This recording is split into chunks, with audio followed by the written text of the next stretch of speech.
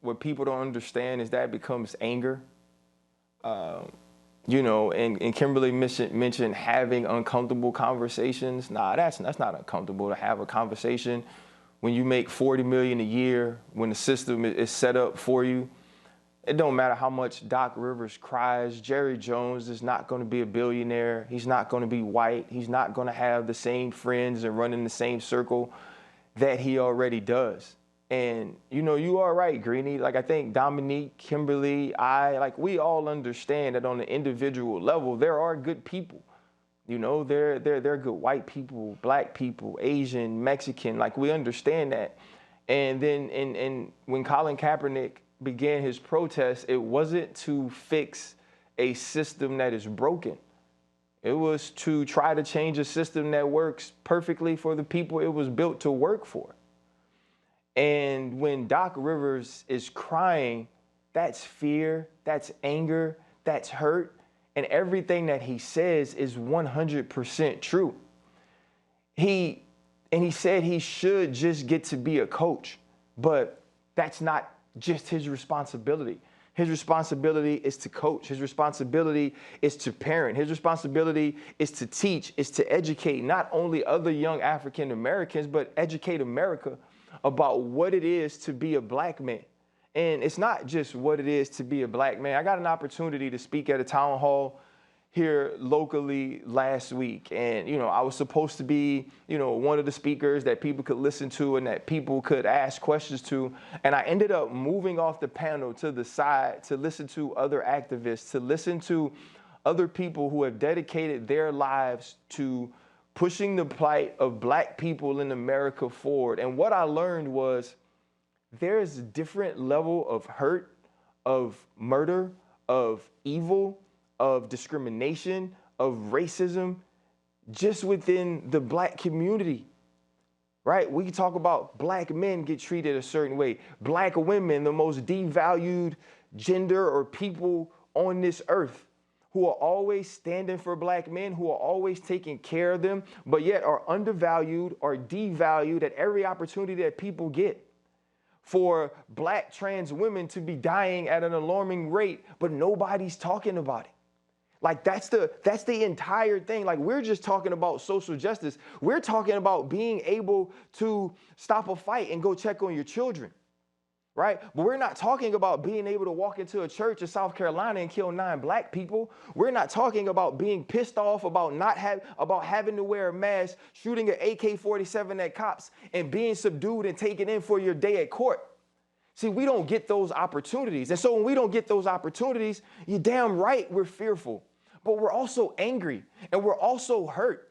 And when the Detroit Lions get together and they make a protest, because don't get it confused. What the NBA doing is a demonstration, right? Now the organizations have taken control of the demonstrations, of the protests, and now they're saying we will allow you to do this. Which is why we don't talk about what happens pregame anymore, because what happens pregame anymore, we're used to. What happens pregame now is like, oh, okay, they can do this. Y'all can do this. Y'all can have this. The reason we're talking about what Doc Rivers did, because it was real, because it was from his heart. The reason we're talking about what the Detroit Lions did, because it was a step away from the normal, and because the normal is black people getting shot and us continuing to live life. That's the normal. The normal is me having this conversation I had with you guys about Jordan early on in the year and still having to have the conversation now and relive it, because y'all were trying to get me to tell the story so people understood what it was like to be a black father that had a black child who was dealing with being called the N-word, who was dealing with racism, who people were threatening to weaponize the police in hopes that people would stop killing black people, understand what's going on, and actually give some freaking help. But what you ain't seen is that the people that ain't gonna change. And as long as we're in a system that is working perfectly for the people that is supposed to work perfectly for, nothing will be changed. Because see, now that they can control the demonstrations, now that now that they've quieted some of the rioting, quieted some of the looting, quieted some of the protests, and changed some symbols, they feel like they don't have to change the system. And because right now we're trying to figure out this election and we're trying to get people to vote and people to understand that their vote matters because it starts at the top, right? we're getting drawn away from the fact that black people still getting shot, that we're protesting, that things are being set on fire, that we're working to change rules, that the NBA is talking about not playing games when these people deserve to play their games because they worked their whole freaking life to earn the right to play that game, but they may have to give that up, not so they can be okay, just so other people can too. And Vince talking about bringing his ID and bringing his phone, that's because don't nobody care that he Vince Carter. Because before he was Vince Carter, before he stuck his elbow in the rim, before he went between the legs and said it was over, he was born black, and that's not going to change. And I wanted to be calm. I wanted to sit here and let Kimberly talk and let Dom talk and let Greeny talk and just let y'all understand and maybe bring some points and some facts and some issues that people could grasp and hold on to.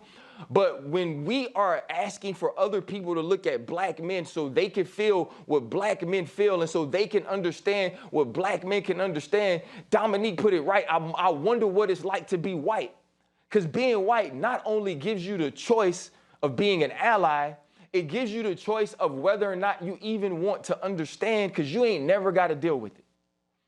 And so for me, I'm going to keep doing the work that I'm doing. I'm going to keep being grateful that Get Up and that Greeny and that Pete and that Dave allow us this opportunity to talk, because I remember when I wore a Colin Kaepernick jersey on TV that when I walked off, I was told that's something you cannot do. Because I had to make a choice that morning. I got to make a choice on what side I was going to stand on. And people need to understand that that side is not black, that side is not white, that side is right, that side is correct, that side is human.